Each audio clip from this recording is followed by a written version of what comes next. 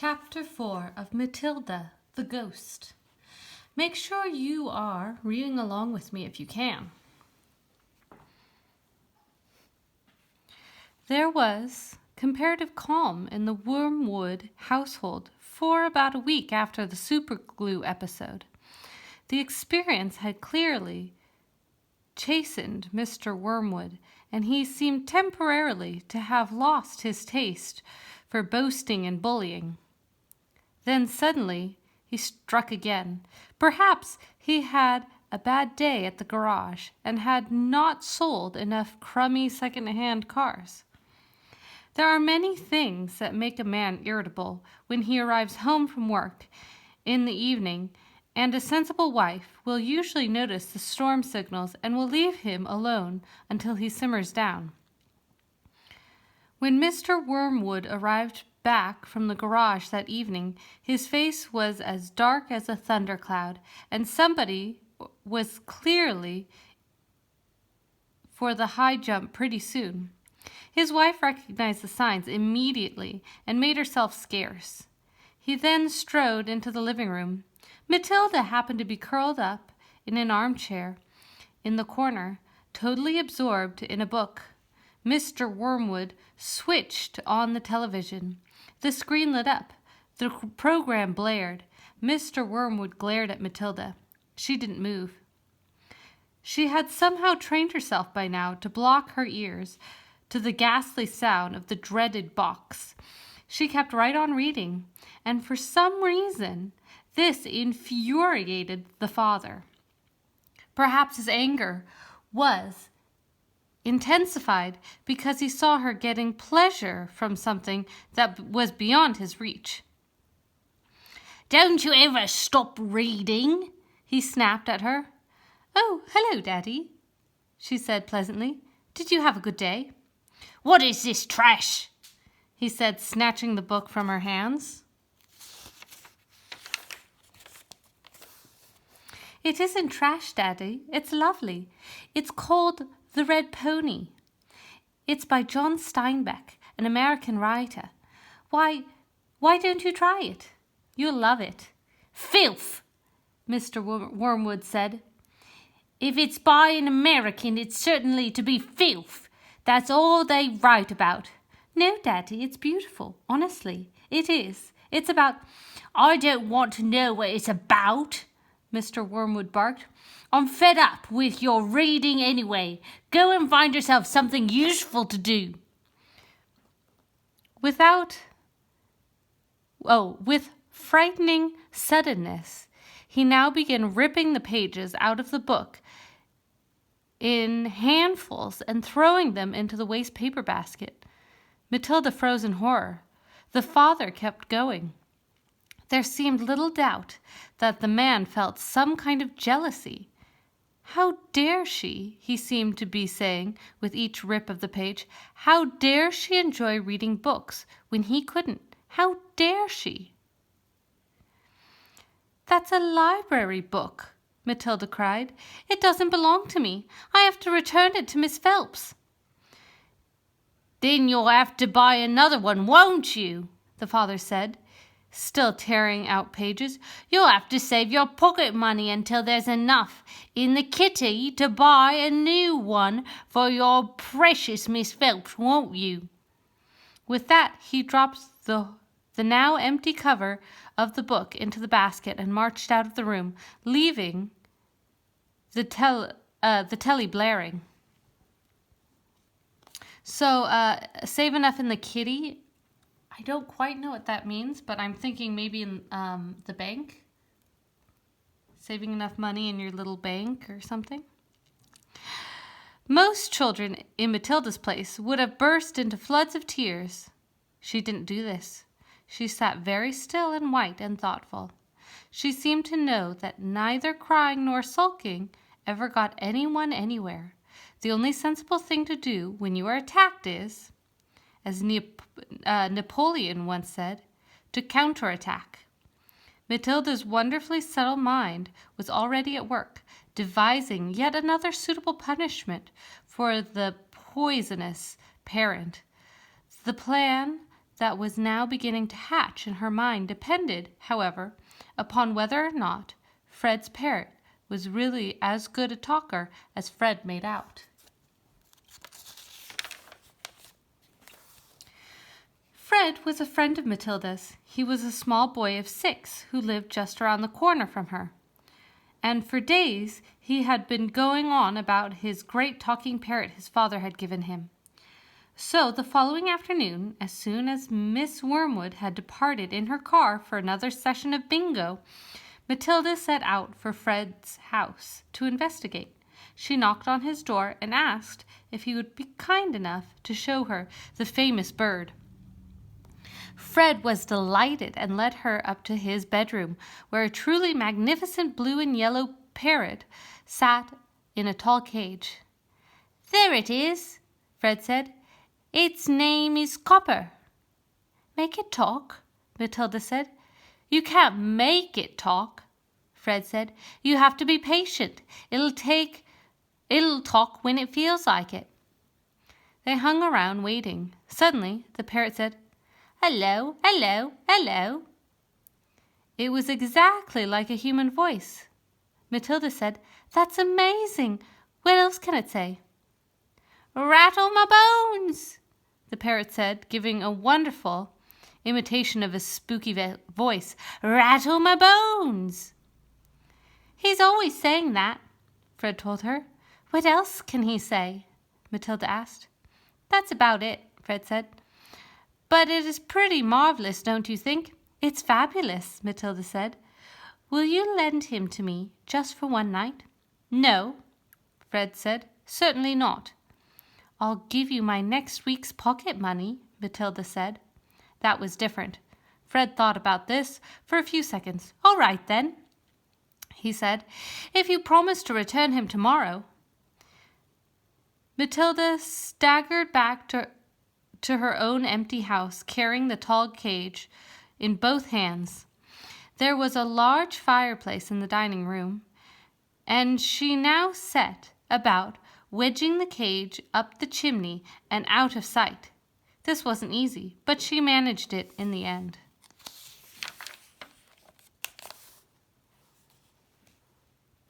Ooh, some dust. "Hello, hello, hello," the bird called down to her. "Hello, hello." "Shut up, you nut," Matilda said as she went out to wash the soot off her hands. That evening, while the mother, the father, the brother, and Matilda were having supper as usual in the living room in front of the television, a voice came loud and clear from the dining room across the hall. "Hello, hello, hello," it said. "Harry," cried the mother, turning white, "there's someone in the house. I heard a voice." "So did I," the brother said. Matilda jumped up and switched off the telly. "Shh," she said. "Listen." They all stopped eating and sat there very tense listening. "Hello, hello, hello," came the voice again. "There it is," cried the brother. "It's burglars," hissed the mother. "They're in the dining room." "I think they are," the father said, sitting tight. "Then go and catch them, Harry," hissed Mother. "Go out and collar them red-handed." The father didn't move. He seemed in no hurry to dash off and be a hero. His face had turned gray. "Get on with it," hissed the mother. "They're probably after the silver." The husband wiped his lips nervously with his napkin. "Why don't we all go and look together?" he said. "Come on, then," the brother said. "Come on, Mom."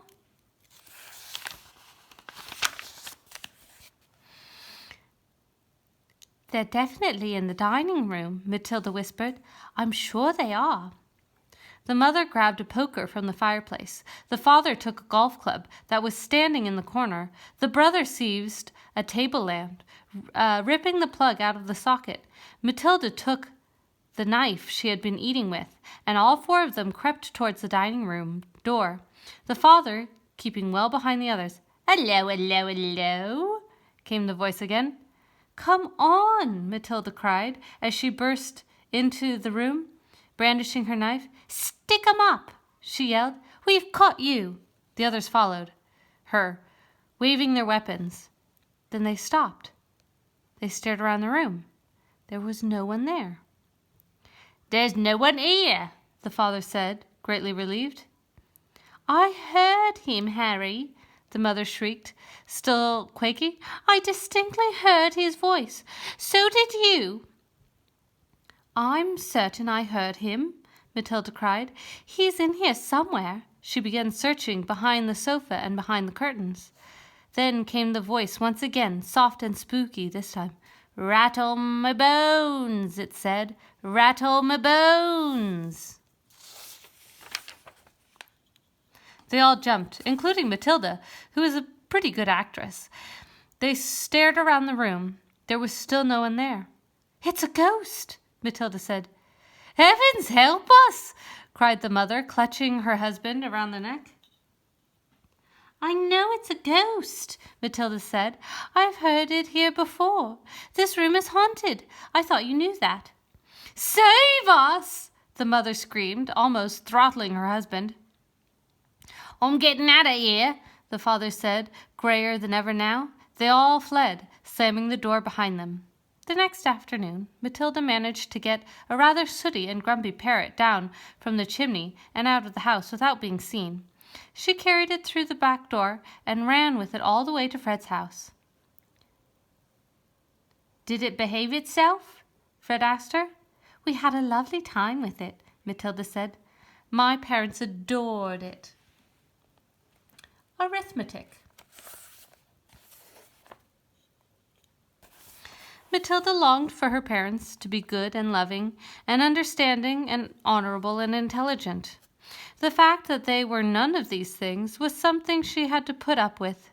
It was not easy to do so, but the new game she invented of punishing one or both of them each time they were beastly to her made her life more or less bearable. Being very small and very young, the only power Matilda had over anyone in her family was brain power.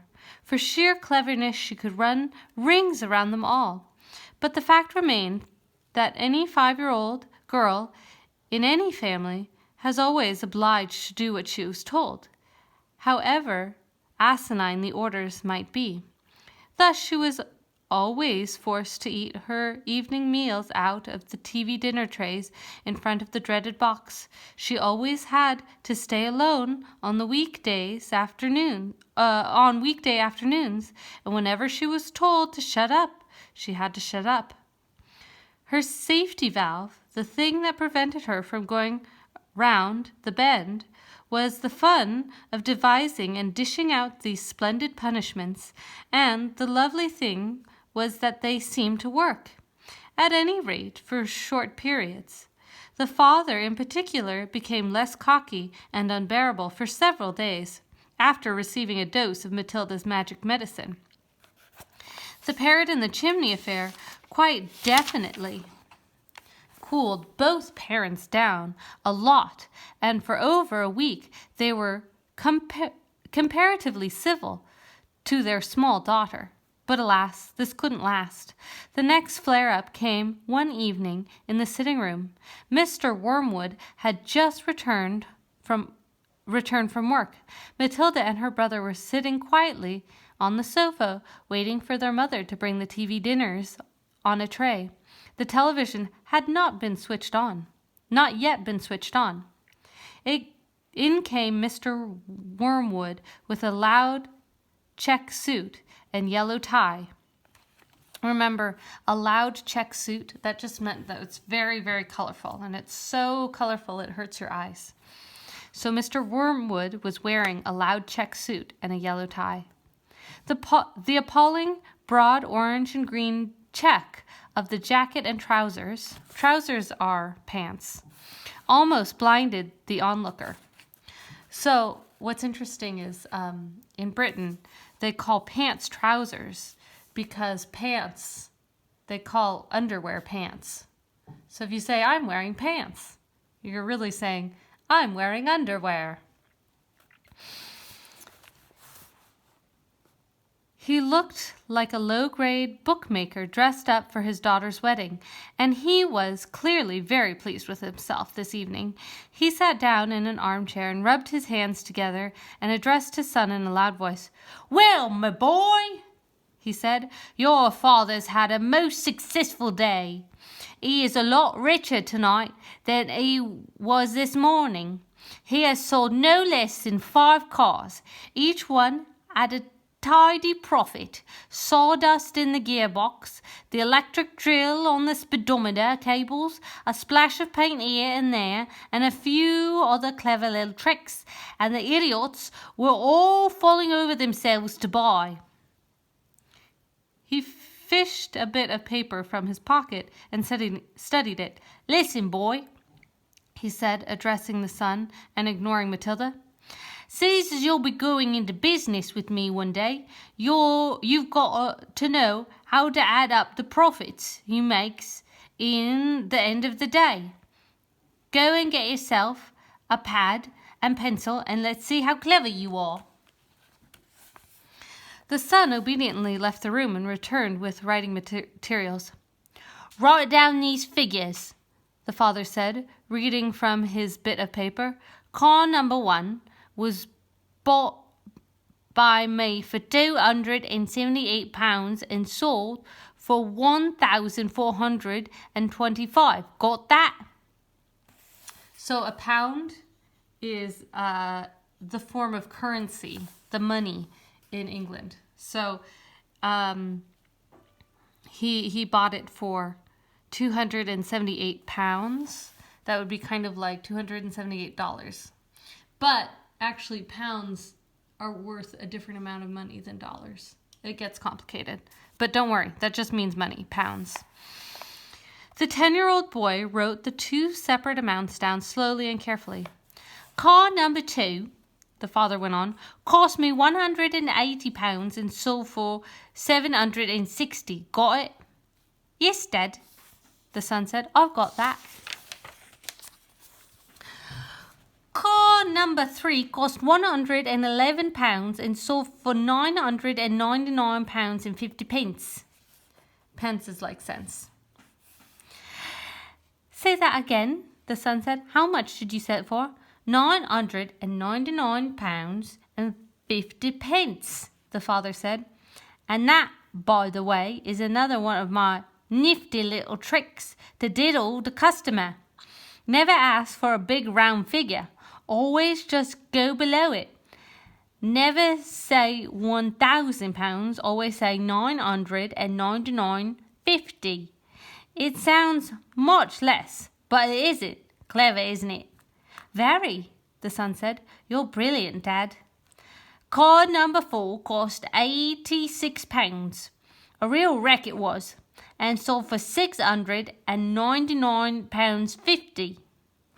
"Not too fast," the son said, writing the number down. "Right, I got it. Car number 5 cost £637 and sold for £1,649.50. You got all those figures written down, son?" "Yes, Daddy," the boy said, crouching over his pad and carefully writing. "Very well," the father said. "Now work out the profit I made on each of the 5 cars and add up the total. Then you'll be able to tell me how much money your rather brilliant father made altogether today." "That's a lot of sums," the boy said. "Of course it's a lot of sums," the father answered. "But when you're in big business like I am, you got to be hot stuff in arithmetic. I've practically got a computer inside my head. It took me less than 10 minutes to work out the whole thing out." "You mean you did it in your head, Dad?" the son asked, goggling. "Well, not exactly," the father said. "Nobody could do that. But it didn't take me long. When you're finished, tell me what you think my profit was for the day. I've got the final total written down here, and I'll tell you if you're right." Matilda said quietly, "Dad, you made exactly £4,303.50 altogether." "Don't butt in," the father said. "Your brother and I are busy with high finance." But Dad... Shut up, the father said. Stop guessing and trying to be clever. Look at your answer, Dad, Matilda said gently. If you've done it right, it ought to be £4,303.50. Is that what you got, Dad? The father glanced out on the paper in his hand. He seemed to stiffen. He became very quiet. There was a silence, and he said, Say that again. £4,303.50, Matilda said. There was another silence. The father's face was beginning to go dark red. I'm sure it's right, Matilda said. You little cheat, the father suddenly shouted, pointing at her with a finger.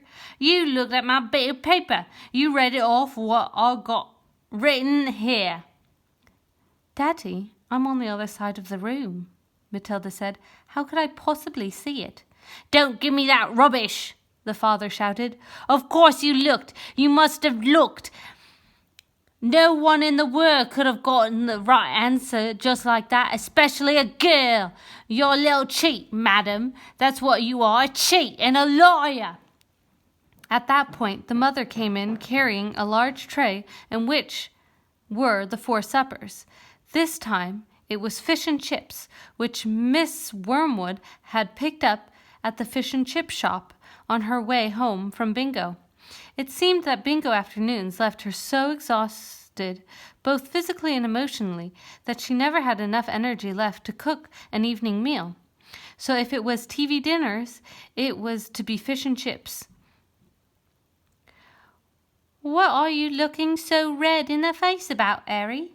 She said as she put the tray down on the coffee table. Your daughter's a cheat and a liar, the father said, taking his plate of fish and placing it on his knee. Turn on the telly and let's not have any more talk. The Platinum Blonde Man is the next chapter.